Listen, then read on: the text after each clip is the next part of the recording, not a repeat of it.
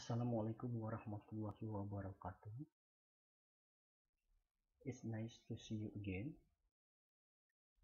For this meeting, I would like to discuss about the morphology. And this is the fourth meeting. And then our topic discussion is a word and its form, inflection. What does it mean in Indonesian? It means that kata dan pembentukan dari kata tersebut berupa infleksi. Apa itu infleksi? Infleksi adalah perubahan bentuk kata yang tidak merubah dari arti dari makna kata tersebut, hanya dalam bentuknya saja di sini. Misalnya adanya imbuhan berupa akhiran dalam bahasa Inggris. Well, for the specific information about the subject study, I'd like to give the explanation of our discussion today. Our topic is a word and its form inflection. There are many kind of categories here. There are 6 discussion, 6 subtitle that we would like to discuss here. At the first step, I would like to explain about words and grammar, like sense, word, form, and grammatical word. Oke, ini menjadi pokok bahasan kita yang pertama di sini. And the second one, about a regular and irregular inflection. The third one, form of noun. 4 forms of pronoun and determiners. 5 forms of verb, and the 6th form of adjective. Well, these are our topic discussion today. Refers to word and its form inflection. Well, we continue the first discussion, words and grammar, lexemes, word, forms, and grammatical words. Di sini ada 3 pembahasan, terutama dari kata dan gramatikanya ya, kata dan struktur dari kata tersebut. Nah, di sini nanti lebih kepada nanti strukturnya dalam pembentukan kata dilihat dari konteks ya, kalimat apakah simple present atau dalam bentuk past tense ya. Di sini nanti akan dilihat dari kosakata dan struktur yang merubah kata tersebut. Kemudian lexemes. Nah, lexemes ini adalah satuan unit yang terkecil, bisa berubah berupa kata yang merupakan refleksi dari berbagai jenis bentuk kata, namun maknanya tetap sama, hanya perubahan bentuk dilihat dari konteks. Nah, misalnya nanti kita lihat contoh lexemes ya, lexemes forms di sini. Kemudian ada word, form, and grammatical words. Nah, pembentukan kata dan struktur dari ya kosakata tersebut. Bagaimana ya bisa terjadi perubahan kata tersebut? Tapi nanti di sini lebih kepada perubahan secara infleksi. Apa itu infleksi? Infleksi adalah perubahan bentuk kata yang tidak membedakan atau melepaskan arti dari kata tersebut, hanya perubahan dari bentuknya dalam imbuhan, dalam penambahan imbuhan atau affixation ya di sini. Okay. The first step, would like to explain By way of illustrating the notion more basic and grammatically conditioned variants, let us consider the word performs, performed, and performance. Nah, di sini kita lihat sebagai gambaran ya, gambaran dari konsep dasar dan gramatika. Secara gramatika itu berbagai macam variasi dari kata tersebut akan disesuaikan dengan struktur kata tersebut. Nah, misalnya di sini contoh pada word performs, kata kerja ya. The basic word is perform. Kemudian di sini performs, performed, and performance. Kita lihat contoh the first. Nah, ini perubahan dari words and grammar. Nah, di sini maksudnya ada number 1, 2, and 3. Nah, di situ nanti kita lihat ada word and grammar, perubahan dari kata dan struktur dalam bentukan kata tersebut. The pianist performs in the local hall every week. Nah, kita lihat di sini ya, tadi konteks perubahan dari gramatika di sini dalam bentuk kita lihat dari segi kala atau bentuk tense ya, di sini itu dalam bentuk simple present ya. Di sini the finest subject performs verb. Nah, ini performs untuk third singular person atau things, itu untuk ketiga performs ya, ada tambahan afiksasi ibuhan berupa sufiks akhiran s. Kemudian kita lihat di sini coba number 1 itu secara pembahasannya di sini. Number 1, the pianist performs in the local hall every week. Yeah. In number 1, the reason why the verb perform has an s suffix is that the subject of the verb. Nah, di sini alasannya mengapa kata kerja perform di sini ya, menampilkan ya, di sini dalam bahasa Indonesia ya, itu memiliki akhiran s. Nah, sehingga subjek dari kata kerja yang merupakan subjek dari kata kerja tersebut. Subjek ya berupa verb, the noun phrase denoting the person doing the performing. Nah, ini menunjukkan bahwa kalau dalam frasa nomina yang menunjukkan bahwa subjek atau orang tersebut sedang ya menampilkan, di sini kalau kita lihat menampilkan konser ya dalam bentuk bermain piano. Nah, ini adalah singular ya, the finest itu ada singular tunggal ya, non plural. Nah, kalau plural itu demonstrative pronounnya bukan this tapi this ya, di sini ini this. The s ya, the suffix s on the verb in one ya doesn't make any independent contribution to the meaning of the sentence. One might say it simply reflects the fact that the subject of the sentence is singular rather than plural. Nah, di sini dijelaskan bahwa untuk subjek, katanya subjek dari singular tersebut any independent contribution ya. Jadi ini kontribusinya itu bisa bebas ya terhadap makna kalimat tersebut, dan bisa juga katanya ini merefleksikan atau menjelaskan dari subjek tunggal dari orang tersebut ya. Nah, bukan secara plural. Okay, now this is the explanation of the first sentence ya, the first sentence the pianist. Nah, di sini ada mengalami perubahan bentuk tapi artinya tetap sama ya. Nah, ini ya, performs, ini kata perform jadi perform. Nah, itu yang disebut dengan infleksi ya, infleksi pada akhiran s ya. Okay, the next we would like to discuss about the second sentence.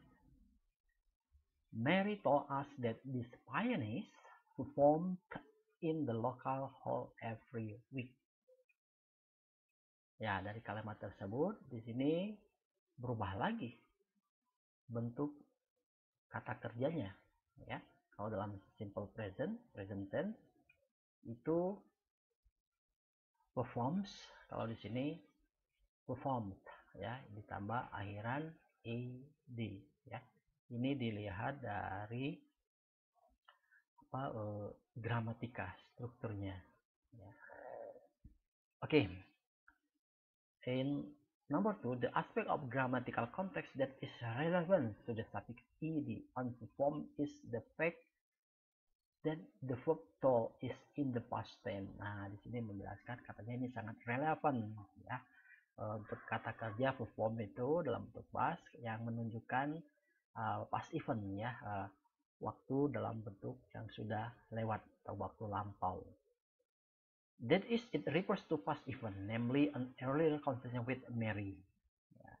Mary's actual words in this earlier conversation were probably this pianist. Nah, ini kalau dibandingkan sebelumnya, kalau dalam bentuk present, nah ini yang dikatakan Mary, kalimat tersebut kalau dalam bentuk reported speech, ya, kalimat secara tidak langsung atau indirect speech. Nah, ini dengan mengatakan, ya, the pianist perform, ya, di sini probably ini menggunakan apa, ada quotation, ya, tanda baca dalam bentuk apostrophe, ya. Kemudian dijelaskan bahwa katanya ada perubahan, ya, di sini. Then a verb and any sentences reported as having been said. Nah, itu bisa berubah. Misalnya Mary told, bisa Mary said that, ya, menggunakan apostrophe yang digunakan dalam bentuk simple present. Kalau di sini dalam bentuk past tense, itu perubahan secara gramatikanya. Nah, di sini bisa perubahan katanya dalam bentuk tenses. Nah, bisa dalam bentuk ujaran, misalnya performs is replaced by performs. Nah, bisa diganti dalam bentuk present menjadi past tense. Kemudian perform in turn is replaced by had performed. Nah, bisa dirubah lagi dalam bentuk past tense, performnya menjadi past perfect menggunakan had performed. And will perform is replaced by, nah, bila mana dalam bentuk future itu dalam bentuk past tense-nya menjadi would perform. Ya, kembali lagi ini ke bentuk dasar. Sekali lagi katanya bentuk ed on perform doesn't make any independent contribution. Nah, jadi bentuk ed itu tidak bisa, katanya di sini tidak bisa apa secara bebas itu, ya, kontribusi makna dari kalimat tersebut. Ya. It doesn't, as one might expect, indicate that the series of the concert has ceased since the conversation with Mary took place. Nah, jadi tidak bebas itu mengapa? Karena itu sudah merupakan rangkaian peristiwa yang terjadi, ya, secara past event, yaitu sudah bentuk lampau. Nah, mengapa katanya independent, ya, secara tidak bisa bebas dirubah, ya. It is merely grammatical consequence of the fact that verb of saying in the past tense told rather than the present self. Nah, ini yang menjelaskan bahwa secara acak itu gramatikanya dalam arti yang sebenarnya itu bisa dikatakan bahwa itu told itu mengacu kepada bentuk past tense, dan tells di sini bisa dalam bentuk simple present. Ya, itu secara sekilas tentang penjelasan dari bentuk kedua di sini, ya, dari perform, nah itu ed, ya. Nah, ini penjelasan untuk the second example. Next, for the third example, okay, the third example, the performance last week was particularly impressive. Nah, di sini tadi dari kata perform menjadi performance akhiran ends. Nah, di sini sebagai ya keterangan subjek, sebagai keterangan last week, at what time ya, the performance last week was particularly impressive. On the other hand, ya, dengan kata lain katanya there is no grammatical factor that requires the presence of ends on performance. Jadi tidak ada katanya faktor tata bahasa yang memerlukan harus ada ends di sini, ya. Nah, untuk kata perform.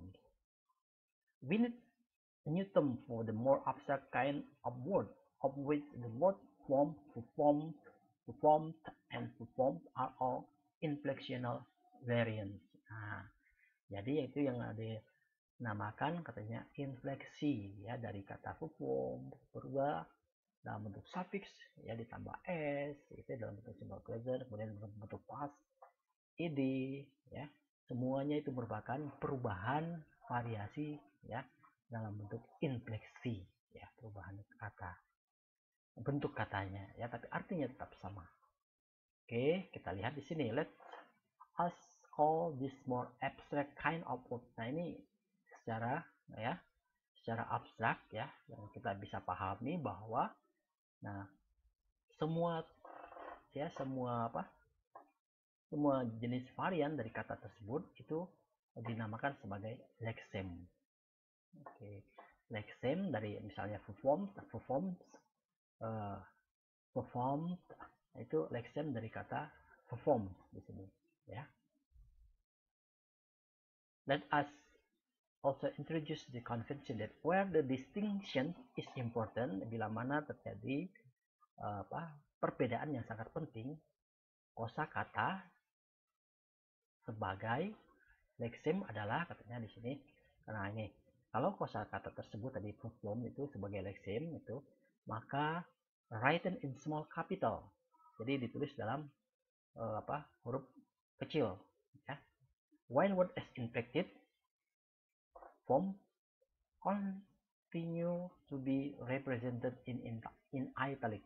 Nah, bila mana katanya itu sebagai infleksi kata tersebut, maka bentuknya itu ya ditulis dalam bentuk miring. Nah, seperti ini ya. We can now say that performed and perform are all inflected from the lexeme for perform. Nah, jadi kata-kata ini perform, itu merupakan lexeme ya, lexeme dari kata perform. And we can describe the grammatical function. Jadi di sini kita bisa menjelaskan fungsi dari gramatika dari kata perform sini dalam bentuk past form. Nah, itu asalnya itu dari kata kerja perform. Nah, ini ya. Nah, ini dinamakan lexeme ya, dari lexeme. Jadi dalam bentuk past tense, bentuk simple present, kata perform itu merupakan katanya dari kata kerja verb perform. Nah, itulah yang dinamakan dengan lexeme ya. Jadi lexeme itu adalah bagian ya terkecil dari unit ya, bisa berupa kata, unit bahasa berupa kata yang merefleksikan kosakata yang sama dari segi bentuknya. Nah, kita lihat tadi bentuk past, bentuk present seperti apa. Nah, itu kemudian secara original ya, kata dasarnya ya, misalnya tadi perform, itulah yang dinamakan dengan lexeme ya. I hope that you can understand what is the explanation about this part. Well, I think the discussion of the first part it has finished, and then we continue to the next explanations. 4.2, we would like to discuss about regular and irregular inflection. Nah, inflection ya tadi sudah dijelaskan. Apa itu infleksi? Nah, perubahan kata dari segi bentuk ya, bentuk kata. Nah, bisa dari apa? Ada penambahan suffix akhiran, ya. Seperti tadi ada penambahan s, ada ed, ya, ada ens, ya. Tapi tidak merubah makna kata. Oke, kita lihat di sini. What is regular inflections? Ya, apa itu yang disebut dengan regular inflection? Nah, ini penjelasan dulu tadi inflections, ya, dijelaskan. Inflection itu adalah the way we change words form. Ini ya, cara kita mengubah bentuk kata to reflect things like tense. Nah, jadi tadi misalnya kata dasar verb form, nah, ya, jadi dirubah. Kalau dalam bentuk past, apa berubah di sini? Oh, kalau misalnya tadi akhiran dalam bentuk simple present s, kemudian dalam bentuk past tense itu menjadi ed, ya, performs menjadi performed. Nah, seperti itu. Plurality, nah, gender, etc. Nah, bisa dalam bentuk jamak, ya, dalam bentuk kata benda. Misalnya tadi apa?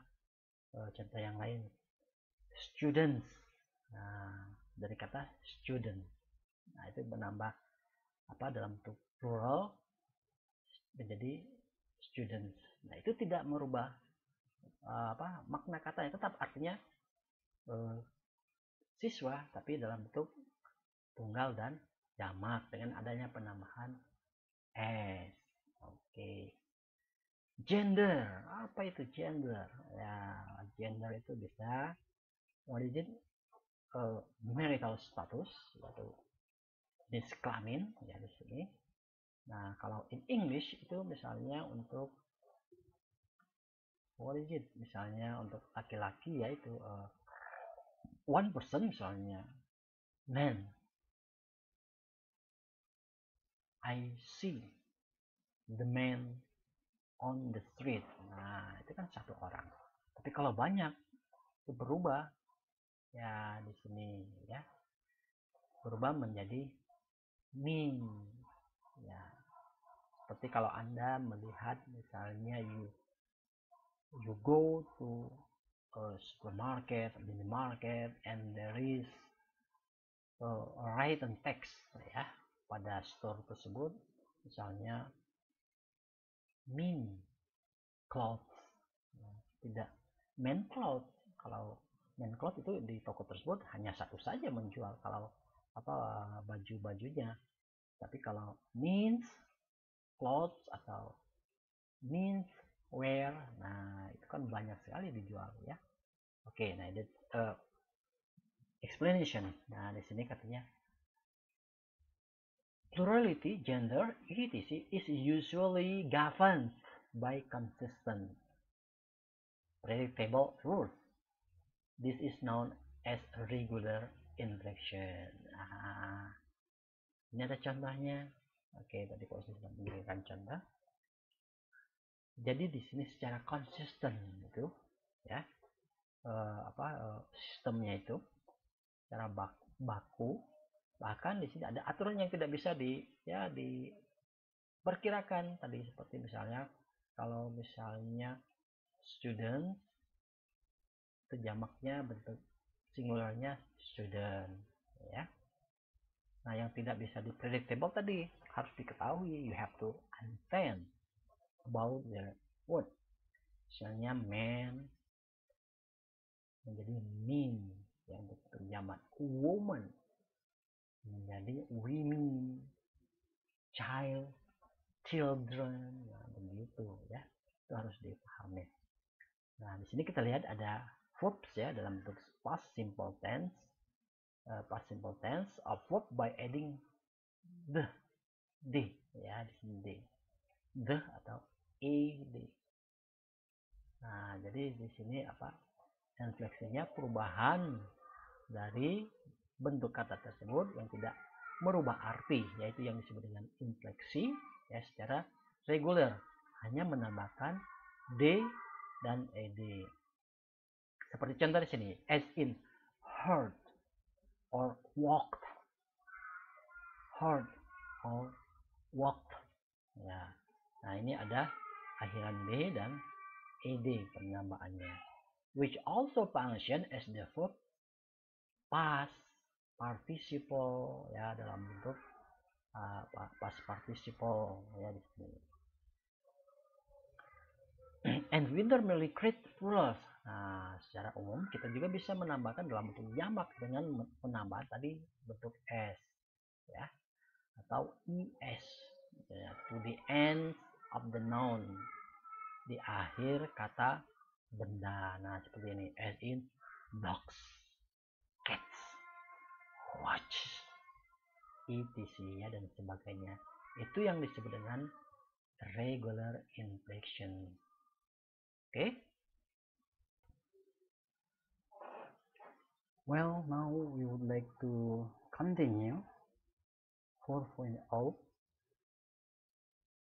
It's a previous one that only explained about a regular inflection. Now we would like to discuss about irregular inflections here. Irregular inflections. What is irregular inflections? However, there are many instances in which the way word is inflected doesn't seem to follow any rules or conventions at all. This is known as irregular inflections. Well, if a previous explanations that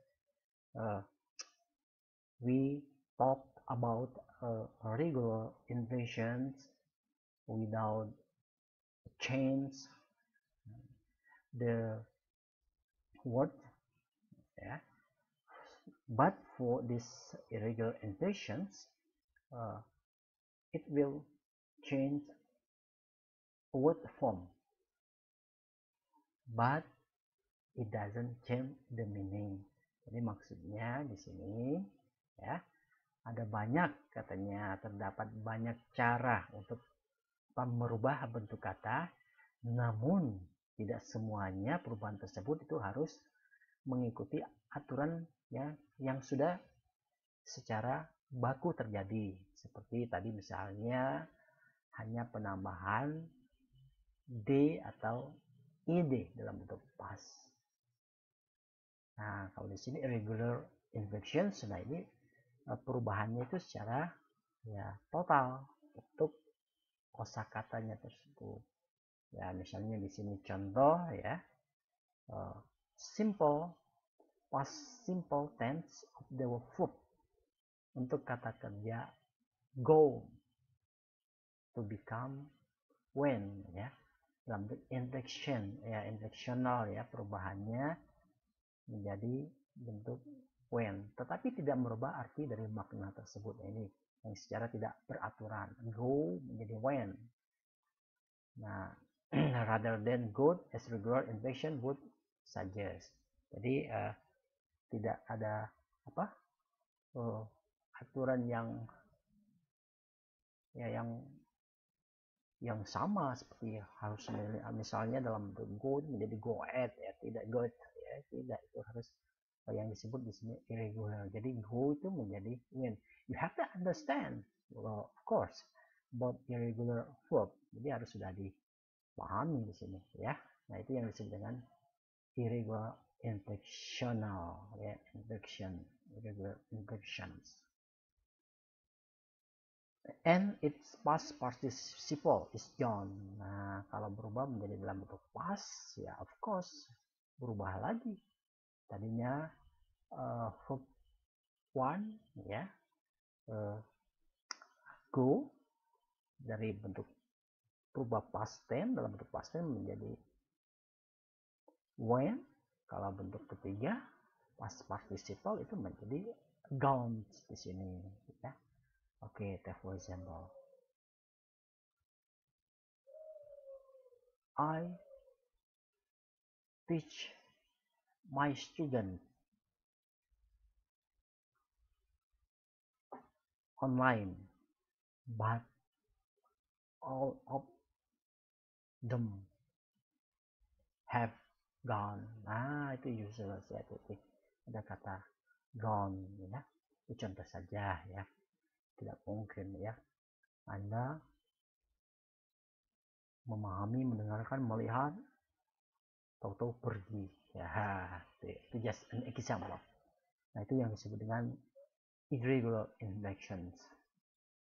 Nah, tidak hanya pada kata kerja, tetapi juga dalam bentuk kata benda di sini juga ada juga irregular inflection terjadi di sini ya. Mungkin without realizing that ya, misalnya kalau regular itu Anda mengatakan bahwa hanya ditambahkan s, oke ya, misalnya kata book menjadi books. Nah, itu irregular ya, hanya perubahan terjadi pada akhiran ya, akhiran dari kata benda itu. Kalau singular itu tidak ada s, tapi kalau misalnya plural ditambah dalam bentuk s, books, yaitu menandakan hanya dalam bentuk jumlahnya, tapi kosakatanya itu sama ya, artinya buku. Next, nah di sini contoh yang irregular ada tooth, nah itu gigi ya, arti ini satu kalau itu ya, giginya itu masuk ke dalam kategori benda. Kalau bentuk jamak, nah di sini bukan tooth lagi, tapi di sini teeth ya. Makanya kita ada how many teeth that you've got? Oh, I've got 32 ya. Ini ada 32 gigi saya, misalnya masih lengkap ya. Oke, plural teeth. One of, nah ini maksud jadi plural teeth, ini penjelasannya one of a set of hard white structure. Jadi satu rangkaian ya, struktur susunan ya, yang gigi yang putih ya, untuk mengunyah apa gigi kita ya, in jaws ya, alat apa alat mengunyah, and used for biting and chewing. Nah, digunakan untuk apa, menggigit atau mengunyah di sini ya. Oke. Nah, di sini dalam bentuk irregular inflection. Irregular inflection affects noun, adjective, adverb, and most commonly verb. Nah, di sini berpengaruh katanya, memang irregular inflection itu berpengaruh pada kata benda, kata kerja, kata sifat, keterangan, dan hampir sebagian besar yang dipengaruhinya itu dalam kata benda, kata kerja kebanyakannya di sini. Oke. Well, this is the second explanation untuk persons ya, untuk first persons. Nah, ini ya untuk yang pertama ya, singular ya, tunggalnya I. Untuk countable ya, countable untuk jamaknya bisa we ya. Untuk second persons, nah ini you. Jadi untuk jamaknya bisa you ya. Nah, ini masuk ke dalam kategori apa ini, irregular ya, irregular inflections ya, yang dijelaskan sebelumnya. Nah, kalau di sini the third person yaitu singular tetap you, and countable plural tetap you ya di sini. Third person untuk orang ketiga tunggal ya, he, she, it itu sebagai penggantinya. Ini kalau untuk jamak itu they. Okay, take for example here. Subject pronouns are the who or what the sentence is about. Nah, ini contohnya ya. Contoh dari kalimat tadi yang menggunakan subject pronoun. Misalnya di sini singular ya, and plural. Contohnya di sini singular, I'm at home. He works in an office. He is a businessman. She has a car. We live in London. We are from Europe. They are students. This is a contoh, was it the example of pronoun ya, personal pronoun. Okay, next ya. Well, tadi, I think that you have understood what is the definition of the noun itself. So, the next discussion is about determiner. Determiner itu apa? Determiner itu apa ya di sini? Determiner is modifying word that determines the kind of reference a noun or noun group has. For example, nah di sini adalah determiner itu adalah ya di sini menjelaskan is a modifying word. Ya, kata ya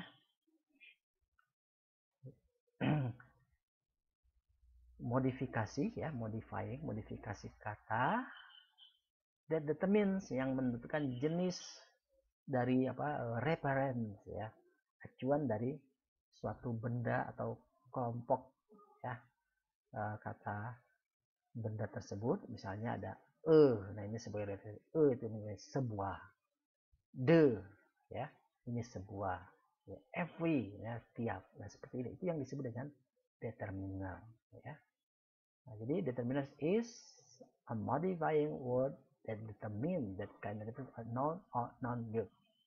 Determiner itu adalah modifikasi suatu kata yang untuk menentukan acuan ya dari kelompok kata ya, baik itu tunggal atau jamak.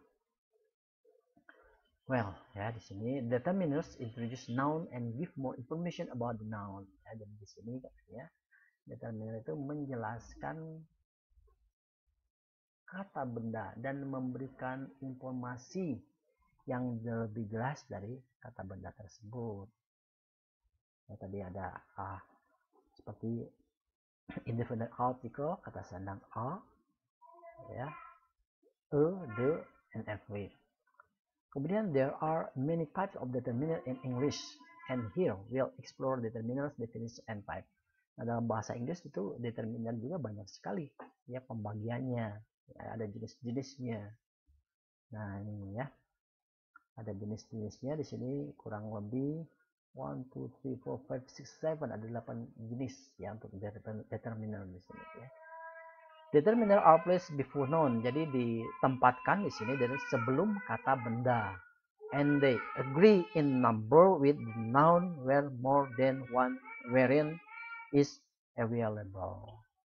Nah, determiner, division, and type ini contoh-contohnya, misalnya untuk artikel ya, determinernya ya.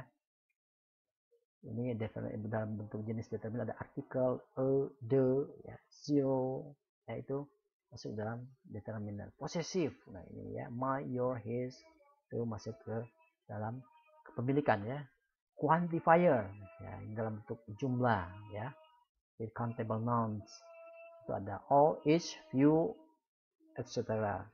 The ordinal ya, the first, second ya, dan sebagainya. Ada demonstrative, this, that, with, those, with, ya, kemudian with uncountable nouns, a little, enough, much, some ya. Okay, I think that you have understood what is the definition of determiner. Okay, if we make a conclusion, determiner, kalau kita simpulkan bahwa determiner itu adalah ya, suatu modifikasi kata yang menentukan jenis kata sebagai acuan ya dari suatu benda atau benda singular dan plural. Nah, tadi sudah jelas misalnya kalau dalam bahasa Indonesia sebuah ya. Kalau Inggris itu misalnya ada the. Kalau misalnya artikel itu dalam indefinite artikel belum pasti ya, misalnya book. Nah, bukunya itu belum pasti. What kind of book? Kalau misalnya I know the book is mine. Nah, itu sudah tahu. Kalau menggunakan artikel the sudah pasti gitu. Nah, the book, nah itu buku itu sudah pasti itu milik dari orang tersebut. Well, I think that's explanation about pronoun and determiner. Okay, this is an example that indefinite article on. Ya, tadi contohnya and on. Ya. Rules used is on the basis of sounds. Ya, di sini ya. Or on is used to talk about things which are not particular. Nah, jadi di sini menjelaskan tentang suatu benda itu dalam bentuk misalnya jumlahnya, bendanya itu belum pasti, ya. Usually these are things that haven't been mentioned before or that the listener is unfamiliar with. Jadi di sini harus dijelaskan dulu, ya, benda tersebut apa untuk pastinya. Ya, nah ini contohnya. Ya. Rose used is on the base of sound. Is used before word beginning with a consonant. Jadi untuk ya, A di sini ya, untuk A itu digunakan seperti contoh itu. One-eyed dog, a European. Nah ini ya, untuk baik dalam apa consonant sounds atau letters dan sebagainya. United, university, unicycle, ya. Ini ya just visit addition or is it to add the explanation, further explanation about tadi determiner tadi ya, di sini contohnya saja ini. Okay. And then kalau tadi determiner, pronoun and determiner, and then the form, kalau previous explanation we explained about the form of noun. Nah sekarang forms of verb. Form of verb, bentuk-bentuk kata kerja. Well, some form of English verb such as perform, we have discussed tadi the first ya, itu sudah dijelaskan. Beberapa bentuk kata kerja tadi dalam kata performs, performed, and perform. In English, a verb like same has most 5 distinct form. Nah, jadi dalam bahasa Inggris katanya kata kerja itu, jadi perform itu verb like same, kata kerja ya. Dalam kata kerja like same itu memiliki 5 perbedaan yang dicontohkan berikut ini. Nah, di sini ada 5 contoh kalimat yang berbeda. A. Third person singular present tense. Nah, dalam orang ketiga tunggal dalam bentuk present ya di sini. Mary gives a lecture every year. Dalam bentuk simple present, gives ya. Oke. Nah, ini bentuknya. Kemudian yang kedua dalam bentuk past tense. Mary gave a lecture last week. Nah, ini form verbnya berubah ya, dari give tadi simple present menjadi gave di sini. Kemudian progressive participle atau bentuk apa? Inform ya. Progressive participle sedang berlangsung terjadi. Mary is giving a lecture today. Nah, ini berubah bentuknya giving ya, ini sedang. Then perfect or passive participle. Nah, ini dalam bentuk apa ini present perfect ya, bisa ini present perfect ya. Mary has given a lecture today. The lecture is always given by Mary. Ya, ini dalam bentuk kalimat pasif, ini dalam bentuk kalimat present participle. Mary memberikan kuliah hari ini. Kuliah is always given. Kuliah selalu diberikan oleh Mary. Ya, itu dalam bentuk pasif. Ini ada kata given. Kemudian basic form, ya, bentuk dasar dari 4 contoh di atas ini itu adalah give.